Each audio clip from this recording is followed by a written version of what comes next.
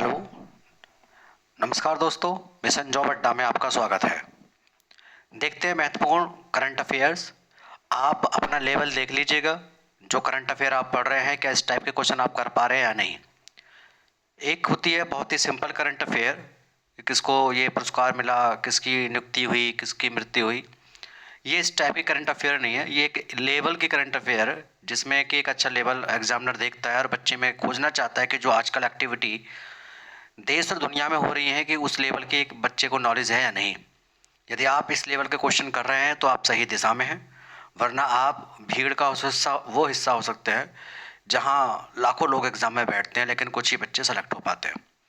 खैर, आप इन चीज़ों को देखिए, आप बैड फील ना करें कि आपको लगे कि हम आपको डेमोलाइज कर रहे हैं, ऐसा कुछ नहीं है। आप मेहनत करेंगे तो आपका सिलेक्शन ज़रूर होगा। पसंद आए तो वीडियो को ज़रूर शेयर करना। देखिए आगे बढ़ते हैं। ये देखिए आपको टनल दिखाई पड़ रही होगी, टनल।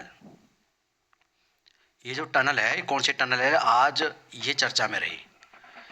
ये टनल आपके चर्चा में रही है एक दो दिन से, तो इसको देखिए कौन सी टनल है। ये है आपकी सेला सुरंग परियोजना, सेला टनल प्रोजेक्ट। तो आपसे पूछ सकता है एग्जामिनर कि कहाँ पर है, कैसे है, ये क्यों चर्चा में है। देखो, मेरी जो करंट अफेयर है आपको ध्यान रखना है, थोड़ी अलग टाइप की रहेगी।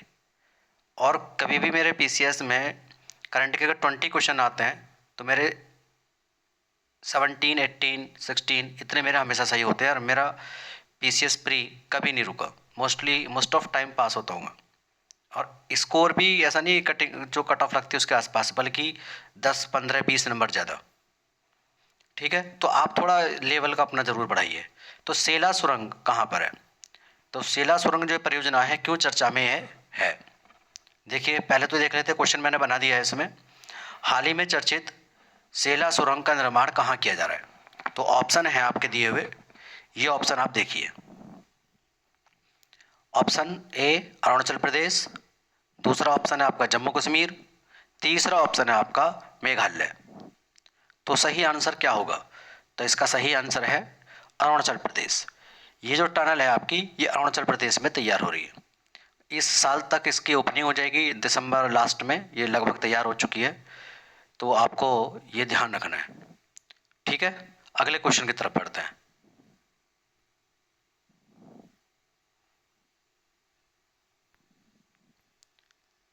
सेला सुरंग का निर्माण किसके द्वारा कराया जा रहा है, तो इसका ऑप्शन देखिए आप। सेला सुरंग का निर्माण किसके द्वारा हो रहा है, NHAI, IRDEA, सेबी या BRO। तो इनमें सड़क का निर्माण कौन कौन करती है, पहले तो ये संस्था देखिए आप कौन सी कर रही है। तो NHAI सड़क का निर्माण करती है, IRDEA अक्षय ऊर्जा से संबंधित है, सेबी आपका स्टॉक एक्सचेंज से संबंधित है, BRO ये आपके सीमांत रोड बनाती है। तो इसका मतलब हुआ कि इन दोनों में से कोई एक है, A और D में से, बाकी नहीं है। तो जो इसका सही आंसर है वो क्या होगा, तो सही आंसर होगा आपका BRO।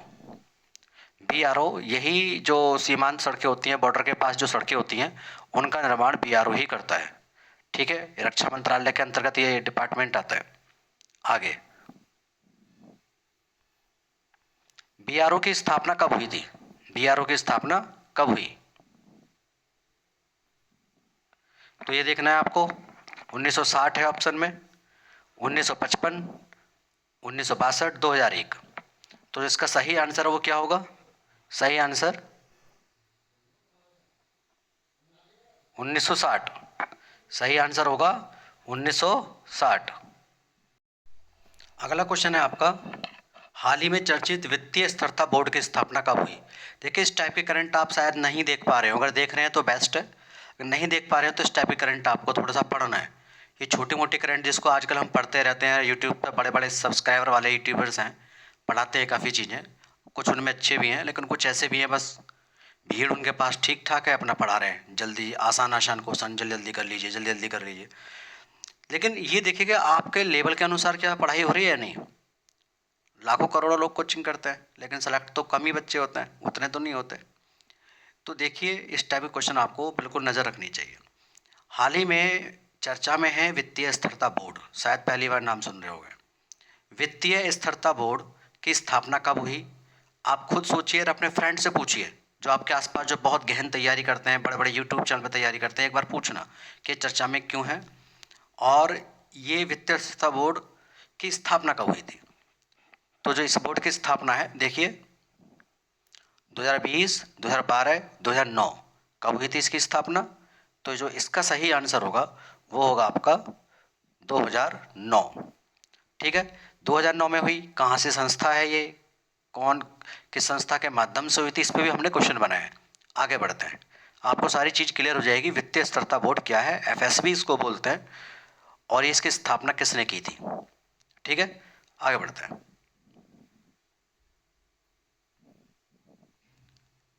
वित्तीय स्थिरता बोर्ड एफएसबी की स्थापना किसके द्वारा की गई थी। संस्था भी हैं, देश भी हैं, अमेरिका, इंडिया, ब्रिक्स, G20। तो आपको इसका कौन सा आंसर लगता है, आपके माइंड, अपने माइंड में सोचिए आप, कौन सा आंसर हो सकता है आपका। अमेरिका, इंडिया, ब्रिक्स या G20। तो इसका सही आंसर होगा G20। ठीक है, ये जो वित्तीय स्थिरता बोर्ड है एफएसबी है, इसकी स्थापना G20 के माध्यम से की गई थी 2009 में। क्योंकि तुम्हें पता है कि 2008 में आर्थिक मंदी आई थी, तो जो फाइनेंशियल स्टेबिलिटी थी वो नहीं थी, तो उसी चीज़ के लिए स्टेबिलिटी स्थापित करने के लिए बोर्ड बनाया गया था। तो ये G20 के द्वारा स्थापित है। ठीक है, आगे बढ़ते हैं। वित्तीय स्थिरता बोर्ड का मुख्यालय कहाँ है। देखिए बहुत अच्छा क्वेश्चन है, आप सोचिए क्या हो सकता है इसका आंसर। वित्तीय स्थिरता बोर्ड का मुख्यालय कहाँ है। वित्तीय स्थिरता बोर्ड, ये क्वेश्चन है आपका, इसका मुख्यालय कहाँ है। नई दिल्ली, वाशिंगटन, बेसल या जेनेवा। तो देखिए वित्तीय स्थिरता बोर्ड G20 के द्वारा बनाया गया था। इसका हेडक्वार्टर इन्होंने कहाँ बनाया। तो आपके सामने चारों ऑप्शन है, आप सोच लीजिए। आपने सोच लिया होगा, मैं उत्तर आपको बता देता हूँ। इसका सही आंसर है बेसल। बेसल आपका स्विट्जरलैंड में है, हालांकि जेनेवा भी स्विट्जरलैंड में है, लेकिन जेनेवा इसका आंसर नहीं है। इसका सही आंसर है बेसल। तो ध्यान रखना है, बेसल इसका सही आंसर है। आगे बढ़ते हैं अगले क्वेश्चन की तरफ।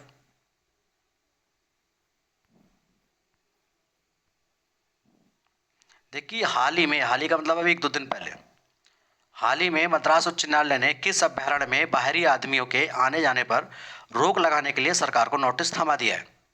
सरकार से कहा है भाई ये क्या हो रहा है, ये बाहर के लोग आते हैं और जाते हैं, इससे तो ये व्यवस्था खराब हो जाएगी सारी। तो कौन से वन्य जीव अभ्यारण्य या राष्ट्रीय उद्यान पर वो चीज़ें, किसके लिए नोटिस दिया गया है। सही आंसर क्या होगा, पेरियार, अन्नामलाई या कलक्कड़ मंडनथुराई। तो इसका सही आंसर होगा, आप सोच लिया होगा आपने, इसका सही आंसर होगा कलक्कड़ मुंडनथुराई। तो सही आंसर हुआ कलक्कड़ मुंडनथुराई। अब आगे चर्चा करते हैं कि है कहाँ। तो अगले क्वेश्चन हमने इस पर बना दिया है कि है कहाँ, क्या है इसका मैटर, सारी डिटेल्स आपको मिलेंगी और बहुत ही इंपॉर्टेंट है, इसको थोड़ा अंडरलाइन कर लेना, नोट कर लेना।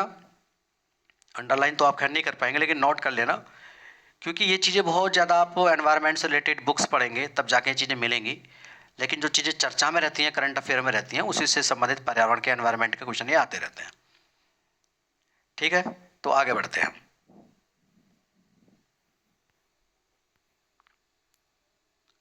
कलक्कड़ मुंडनथुराई जो आपका है, ये टाइगर रिजर्व, इसके बारे में पढ़ते हैं। ये तमिलनाडु में है, तिरुनेलवेली और कन्याकुमारी जिलों के जो दक्षिण पश्चिमी घाट है वहाँ पर ये स्थित है। इसकी इम्पोर्टेंट बात यह है कि इसको टाइगर रिजर्व जो घोषित किया गया था वो 1988 में किया गया था। एक तो आप ये याद कर लीजिए, टाइगर रिजर्व जो इसको घोषित किया गया था 1988 में, इसको टाइगर रिजर्व घोषित किया गया कलक्कड़ मुंडनथुराई को। आगे इसकी जो इम्पोर्टेंट बात है, अभी इसमें काफ़ी रही हैं चीज़ें।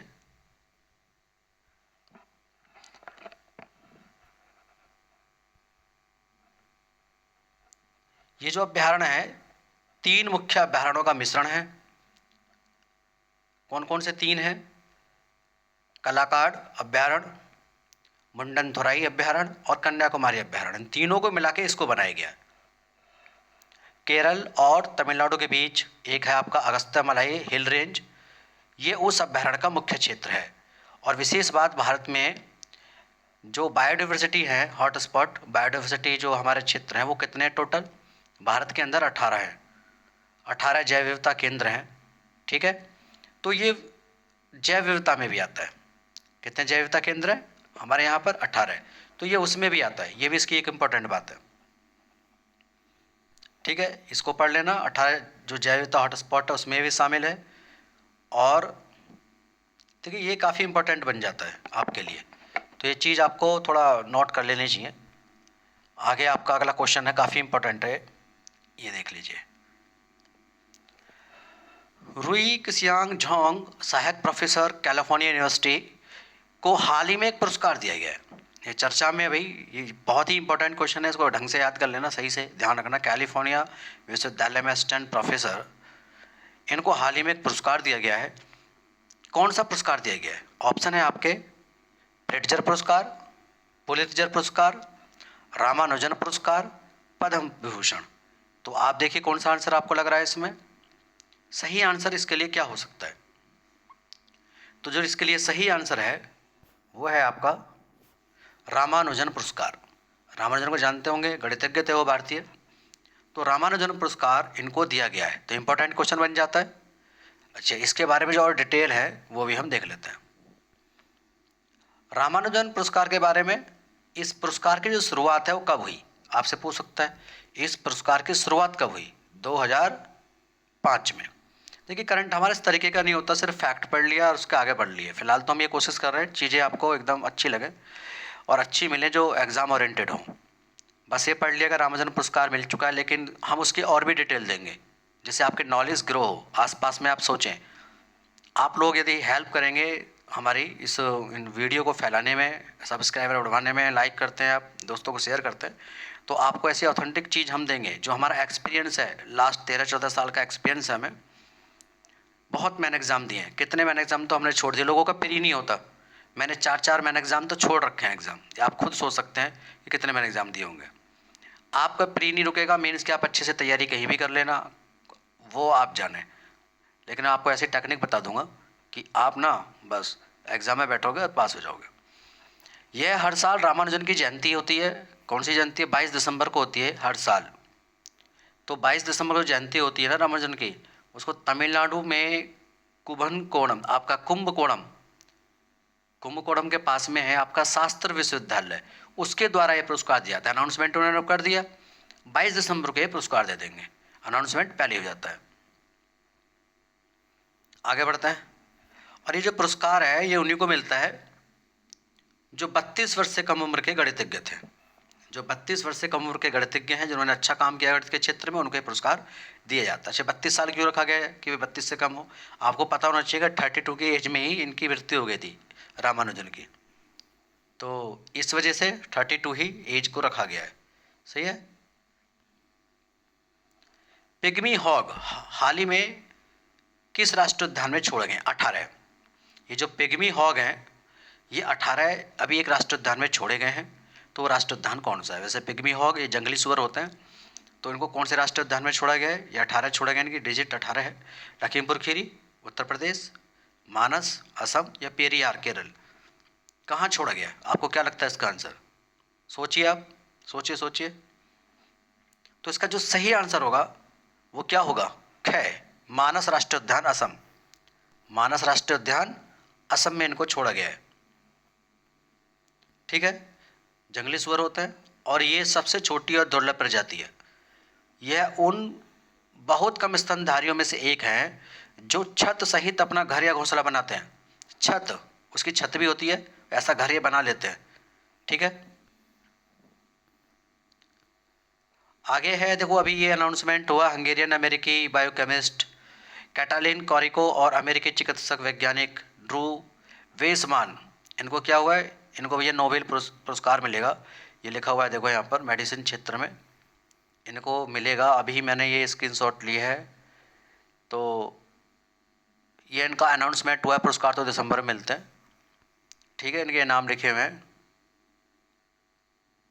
कैटालिन कैरिको और वेसमैन, ड्रू वेसीमैन। चलो जो भी है, हिंदी में इसका आ जाएगा।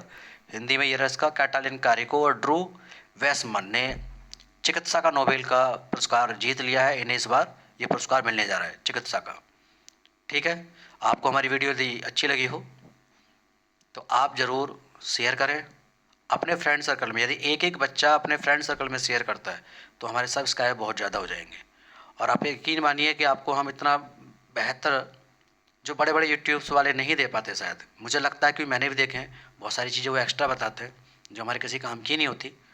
क्योंकि एक्सपीरियंस मुझे इसलिए बोल रहा हूँ कि उनसे ज़्यादा ही हो सकता है। कितने टीचर हैं जिसको पढ़ाते हुए 15 साल हो चुके हैं, जब तो यूट्यूब भी नहीं थे वो खुद पढ़ते होंगे उस समय। मैं 2008 से पढ़ा रहा हूँ। 2009 का मैंने पीसीएस मैन एग्ज़ाम दिया था और स्कोर मेरा कट ऑफ से जो कट ऑफ गया था पीसीएस प्री का उससे 45 नंबर ज़्यादा था। और 2010 का मैंने आईएएस मैन एग्ज़ाम दिया, 2012 का आईएएस मैन एग्ज़ाम दिया। वो बात अलग है कि कभी कुछ हुआ, कभी कुछ दिक्कतें हुई और मैन एग्ज़ाम में मेरे साथ प्रॉब्लम होती रही, तो बहुत कम कम नंबरों से, बहुत कम मार्जिन से मैं रह गया फाइनली। खैर, सबकी किस्मत अलग होती है। अगर आप हार्ड वर्क करते हैं तो आपका हो सकता है। ठीक है, धन्यवाद। मैं नीरज कुमार।